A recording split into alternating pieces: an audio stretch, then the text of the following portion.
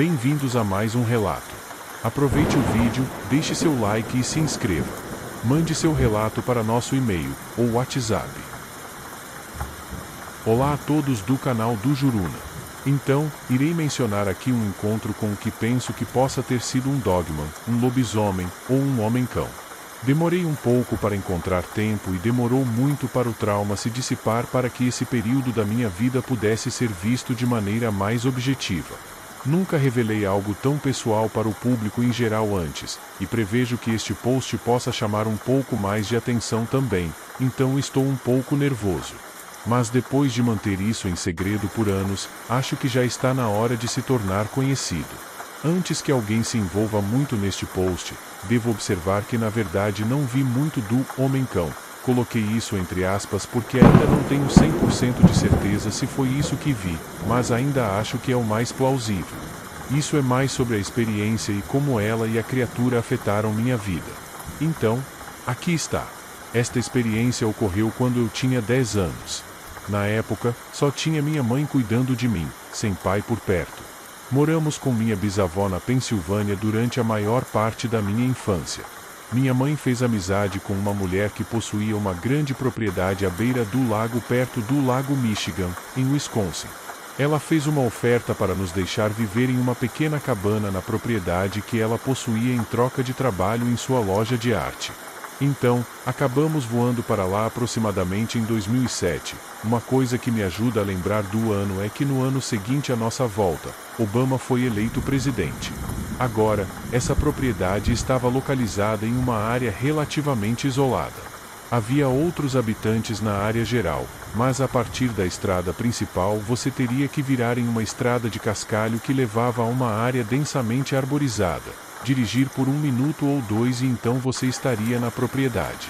Nessa propriedade havia um pequeno lago profundo, um galpão, a casa da mulher, que era decente, não muito luxuosa, mas melhor do que nossa cabana, e atrás da casa havia um penhasco que dava vista para uma costa do lago Michigan.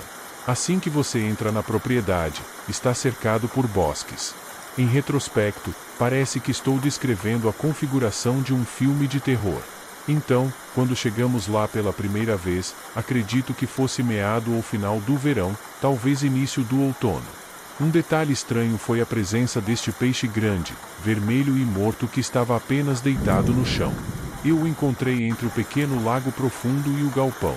Estava tão fora do lugar. Era um peixe grande e não poderia ter vindo daquele pequeno lago. Tentei pesquisar na internet que tipos de peixes grandes e vermelhos vivem no lago Michigan, mas nada que encontrei se parece com o peixe que vi. A coisa mais próxima com a qual pude compará-lo foi um pargo vermelho. Agora que pesquisei, parece muito com ele. Parte da minha mente está tentando racionalizar isso como, talvez alguém da casa da mulher tenha comprado, não gostou e jogou fora. Mas por quê? De qualquer forma, isso foi apenas o primeiro de muitos acontecimentos estranhos. Honestamente, não consigo lembrar de muitos outros detalhes da minha vida normal passada em Wisconsin, já que mal estivemos lá por 1 ano. Mas quando o inverno chegou, foi quando lembro que as coisas começaram a ficar um pouco estranhas. Na neve ao redor do galpão, havia essas pegadas estranhas e enormes. A coisa é que lembro delas sendo redondas e meio que comparei sua redondeza com a pata de um elefante, mas não acho que fossem tão redondas assim. Apenas mais redondas do que qualquer pegada normal na neve que eu já tenha visto. Minha mãe as atribuiu a pegadas de urso, já que essa era a única explicação racional que conseguíamos encontrar. Mas não lembro delas serem moldadas como as de um urso. Também havia algumas outras pegadas estranhas na neve. Uma delas parecia que alguém colocou um par de esquis na neve e andou um pouco. O estranho sobre elas é que, depois de um tempo, elas simplesmente pararam. Minha mãe ficou incomodada com essas. Era como se qualquer coisa que estivesse andando ali tivesse voado ou desaparecido ou algo assim. Considerei que alguém por ali poderia estar andando de esquis na neve, mas essa era uma floresta relativamente plana e densa. Minha mãe disse que ouviu algo no rádio sobre um canguru pequeno escapando da captura ou algo assim, então meio que presumimos que poderia ter sido isso. Fizemos uma música fofa sobre ursos e cangurus brincando no campo ou algo assim. Agora, para a parte ruim. Avançando alguns meses, estávamos no meio do inverno. e estava absolutamente congelante lá fora. Estamos falando de temperaturas abaixo de zero. Acho que porque estávamos tão perto do lago, estava pior. Esse encontro aconteceu tarde da noite. Nossa cabana tinha um andar e um sótão onde eu dormia. Não consigo lembrar de todos os detalhes do que exatamente aconteceu, mas tudo parecia normal até eu ser acordado pela minha mãe em pânico no meio da noite. Ela me ordenou que ficasse no sótão e não descesse. Eu estava tão confuso e assustado porque nunca tinha visto agir assim e ela não me contava o que estava acontecendo. Ela me fez subir a escada, então, caso algo entrasse, teria mais dificuldade em me alcançar. Então, por cerca do que pareceu uma hora, fiquei no sótão, observando minha mãe enquanto ela olhava para a janela com uma faca em uma mão e um telefone na outra, aterrorizada até a chegada da polícia. Quando eles chegaram, ela disse a eles que ouviu batidas no lado da nossa cabana, o que não fazia sentido para mim na época porque eu não ouvi nada disso. Saímos de lá naquela noite e encontramos um motel que estava prestes a fechar até chegarmos. Lembro-me de como era aquele quarto. Foi sem dúvida a noite mais traumática da minha vida. Eu pensei que íamos morrer porque algo estava nos perseguindo, e tenho quase certeza de que minha mãe também pensou. Acabávamos de nos mudar para essa cabana em Wisconsin e nem sequer estávamos lá por um ano inteiro. O incidente foi tão aterrorizante que minha mãe imediatamente reservou um voo de volta para a Pensilvânia, onde originalmente morávamos, mas nosso voo foi adiado. Lembro-me de fazer o que as crianças fazem, ser impaciente e me mover muito no aeroporto. Eu pisei em uma parte de metal deste tapete rolante plano, o que deixou marcas de sujeira. Este cara da limpeza ficou bravo comigo, e minha mãe também, e eu voltei a me sentir mal. Enquanto estávamos sentados na área de espera, havia essa família rude com uma garota que estava zombando de mim por algum motivo, apontando e rindo um pouco de mim. Infelizmente, fomos sentados um ao lado do outro no voo e, por algum motivo, ela começou a arrancar seu cabelo e colocá-lo na minha mãe. Foi um voo constrangedor com muita tensão, o que o tornou ainda pior. Também lembro de xingá-los na saída do aeroporto. Foi fora do meu caráter fazer isso, mas caramba, eu estava fora de mim. Como éramos, e ainda somos, muito pobres, vivemos com minha bisavó durante a maior parte da minha infância, nunca possuindo verdadeiramente uma casa ou propriedade. Então, quando saímos de Wisconsin, tivemos que voltar. As coisas pareciam normais por um tempo, e haviam se passado alguns meses após esse incidente. Então, por algum motivo desconhecido, minha mãe começou a se comportar extremamente neurótica, o que eu não tinha ideia do porquê. Isso me deixava muito estressado quando ela fazia isso. Não consigo me lembrar exatamente do que ela estava fazendo, mas era o suficiente para estressar uma criança jovem. Um dia, ela dormiu por mais tempo do que o habitual e, quando acordou, pensou que havia urinado sangue, pois sua urina estava de uma cor escura. Ela continuava dizendo que tinha tempo perdido, como se tivesse experimentado uma quantidade incomum de tempo perdido ou algo assim. Essa insanidade durou cerca de uma semana mais ou menos. Agora, para o meu encontro. Então, em uma dessas noites, estávamos na cozinha. Minha mãe estava preparando algo para comer e eu estava sentado à mesa olhando para fora da janela da cozinha. A casa em que morávamos ficava em uma grande encosta que dava vista para a área da cidade, e eu estava olhando as luzes da cidade. Bem fora da casa, perto dessa janela, havia um grande carvalho que estava próximo à nossa casa, com seus galhos acima da janela a cerca de 10 a 30 metros de distância. Estava escuro, então você não podia ver mais nada além das luzes distantes. Enquanto eu estava sentado lá, olhando para as luzes da cidade, algo vermelho apareceu no canto do meu olho. Eu pensei que era outra luz da cidade, então minha visão vagou lentamente até que eu estivesse olhando diretamente para ela. Único olho brilhante. Uma forma meio reptiliana, pela minha memória não é exatamente como o homem-mariposa é descrito normalmente. Eu meio que me lembro de uma pupila fendida como a de um lagarto, mas mais luminoso. Não me lembro de ter visto outro olho vermelho, mas pode ter sido obstruído por folhas ou galhos. Fiquei ali meio sonhando acordado, sem compreender totalmente o que estava vendo. Então ele piscou mesmo. Lembro-me de recuar da mesa dizendo, ah, não, por favor não, e dizendo para minha mãe que havia algo do lado de fora da janela. Ela olhou e viu, mas não entrou em pânico imediatamente como eu. Honestamente, esta noite pode ter sido pior do que a primeira. Não, na verdade, acho que foi porque eu vi. Subimos para o quarto e ficamos lá, sem saber o que fazer. Minha mãe voltou ao seu comportamento maníaco e basicamente ficou rezando por mim até eu adormecer. Ela ainda estava fazendo isso quando acordei. Então entramos na van da minha mãe e partimos. O que aconteceu depois foi super estressante, ao ponto de eu só querer morrer. Durante o próximo dia ou dois, minha mãe nos dirigiu sem rumo em sua van. Ela não tinha direção ou destino, apenas dirigia descontroladamente. Às vezes, voltávamos para a casa da minha avó durante o dia, mas não ficávamos lá à noite. Em algum momento, um colchão foi colocado na parte de trás da van para eu dormir. Acho que ficamos em um estacionamento iluminado na noite em que adormeci. Quando acordei, ela ainda estava dirigindo por aí. Eu odiava e implorava para que ela nos deixasse apenas voltar para casa, mesmo que também estivesse com medo de voltar. Depois de muita coerção e persuasão, finalmente a convenci a voltar para a casa da nossa avó para que eu pudesse dormir em uma cama confortável. Eu ainda era apenas uma criança e estava muito cansado dessa merda. Ela estava tão paranoica e apavorada que, quando voltamos, não me deixou comer a comida que tinha feito anteriormente, mesmo que estivesse perfeitamente bem. Eu estava com fome e até hoje odeio desperdiçar qualquer alimento. Eu tinha uma coleção de animais de pelúcia que significavam muito para mim. Como lembranca. Ela os colocou todos em um saco de lixo preto.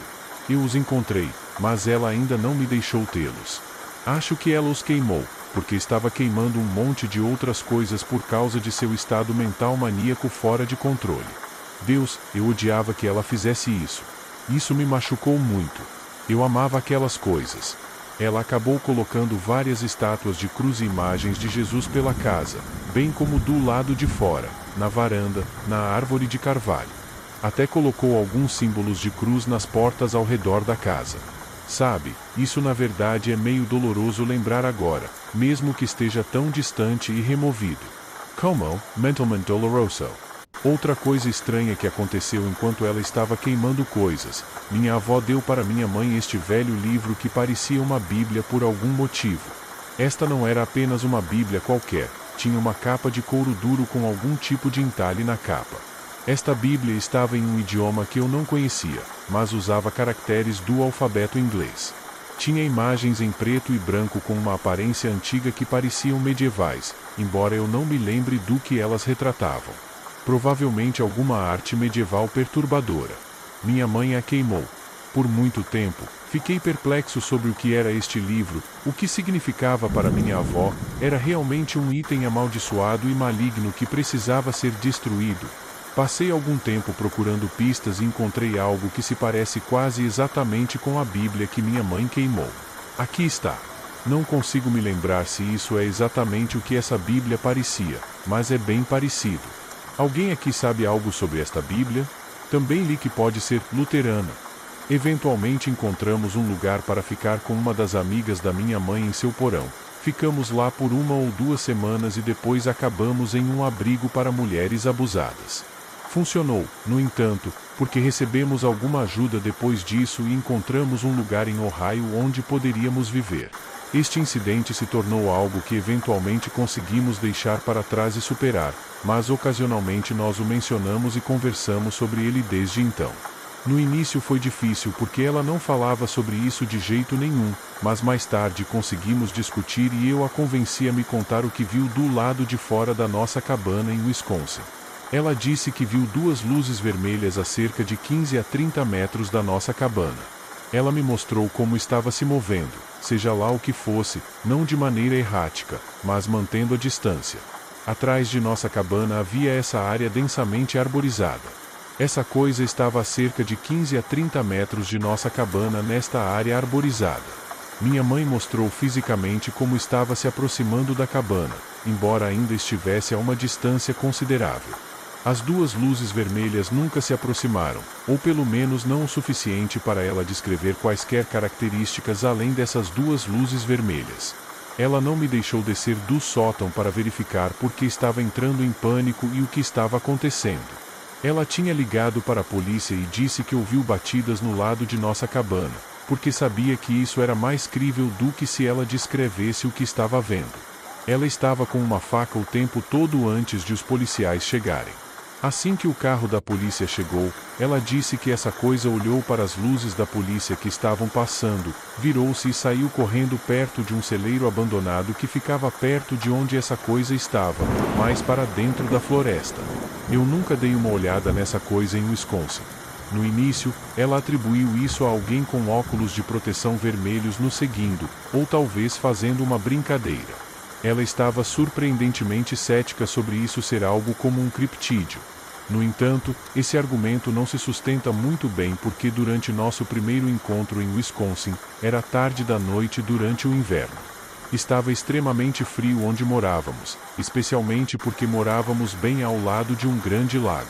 Não acho que alguém estaria lá fora para fazer uma brincadeira assim, ou tentar nos espionar através de uma janela pequena em nossa cabana. Agora, aqui é onde uma pequena estranha discrepância surge. Algum tempo após o primeiro encontro com essa coisa em Wisconsin, tivemos novamente um encontro com um ser de olhos vermelhos brilhantes bem do lado da casa da nossa avó, onde vivíamos há muitos anos, seguros e sem incidentes paranormais. Isso para mim sugere que este pode ter sido o mesmo entidade em ambos os encontros. Então, como ela viajou uma distância tão grande? Porque ela viajaria por centenas de milhas apenas para nos incomodar? Isso não faz sentido. Tal feito me faz acreditar que seja lá o que encontramos, não era um ser físico normal, limitado pelas leis da fisicalidade, e atravessar tais distâncias realmente não seria um problema para ele. Há também o assunto do que isso realmente era. Por muitos anos, a única explicação que eu conseguia pensar era que era um demônio real. Desde esse incidente, isso ocasionalmente voltou à minha mente. Às vezes, eu simplesmente acabava clicando no lado paranormal do YouTube, onde falam sobre criptídeos e acontecimentos sobrenaturais e fenômenos. Isso despertou minha curiosidade e comecei a fazer algumas pesquisas online, comparando os encontros e descrições de outras pessoas com os meus. Desde então, li, ouvi e escutei os encontros de outras pessoas com seres que também tinham olhos vermelhos brilhantes. Isso parece ser realmente um fenômeno comum em tais encontros. Há alguns avistamentos do pé grande que, segundo relatos, tinham olhos vermelhos. Tanto o homem-mariposa quanto o monstro de Flatwoods foram descritos com olhos vermelhos brilhantes. Li sobre 1 ou 2 encontros com alienígenas que tinham olhos vermelhos. E aparentemente, os Dogman, frequentemente são relatados como tendo olhos vermelhos brilhantes também, embora nem todos. Isso é definitivamente um fenômeno sobrenatural. E um que inspira medo. Eu ficava indeciso em minha mente tentando descobrir qual criptídeo isso poderia ter sido. Eu não vi o corpo inteiro, graças a Deus. Se eu visse uma coisa gigante parecida com um lobisomem com olhos de assassino em uma árvore do lado de fora, minha alma teria pulado para fora do meu corpo. Ouvi muitas outras pessoas no podcast DME descrevê-las com olhos vermelhos, e teve um episódio em particular que me lembrou do meu próprio encontro, só que o cara conseguia ver o corpo inteiro. Ele disse que também estava em uma árvore. Depois havia a localização. Acho que onde eu morava não ficava muito longe de Bray Road, onde foi relatada a infame besta de Bray Road, que já apareceu aqui no seu canal. Aquela tinha olhos vermelhos. Honestamente, não tenho muito mais para comparar, mas se algo estivesse vivendo naquela floresta, andando por aí em ventos antárticos e neve profunda sem problemas, provavelmente seria uma dessas feras. Peço desculpas por este post ser tão longo e provavelmente incluir alguns detalhes desnecessários. Originalmente, eu só queria postar meus encontros com essa coisa que nos incomodava. É só que eu nunca contei para ninguém sobre todo esse episódio, este capítulo da minha vida, principalmente por causa da paranoia da minha mãe. Quase parece meio bom tirar isso do peito, catártico digitar isso. Até hoje, essa merda ainda fica comigo. Além disso, desculpe se este post parece um pouco desorganizado e caótico. Fiquei acordado mais de 1 hora digitando isso e não revisei porque estou cansado e estou prestes a dormir. Estou bastante nervoso sobre como isso será recebido. Vou tentar responder a quaisquer perguntas se eu puder e esclarecer qualquer coisa que possa ser mal interpretada. Por favor, entenda que esta é a primeira vez que realmente me exponho com estas informações. Eu sei que minha mãe disse para eu sempre manter todo esse episódio em segredo, mas não consegui mais não falar sobre isso. Então, nestes últimos anos, minha pesquisa me levou a uma toca de coelho em tópicos de margem e assuntos estranhos relacionados ao paranormal e à verdadeira natureza da realidade. Depois de muitos anos lendo, assistindo, ouvindo e pesquisando, acho que posso ter uma teoria sobre o que os Dogman realmente são. Mas grande parte disso tem a ver com... Não tenho certeza de como devo dizer isso, mas entender o que os Dogman são requer uma compreensão maior sobre a verdadeira natureza da realidade em si. É preciso uma mente aberta para isso. Digo isso porque inicialmente descartei toda essa área de assunto como uma loucura esquizofrênica, ironicamente inconsciente de como minhas próprias experiências poderiam ser rotuladas da mesma forma, mesmo que fossem experiências objetivas. Admito que não tenho o quadro completo, longe disso, mas aos poucos estou juntando as peças. Estou realmente feliz por ter levado tanto tempo para fazer este post, pois há 1 ano ou 2 não tinha o conhecimento atual ou estado de espírito que tenho agora.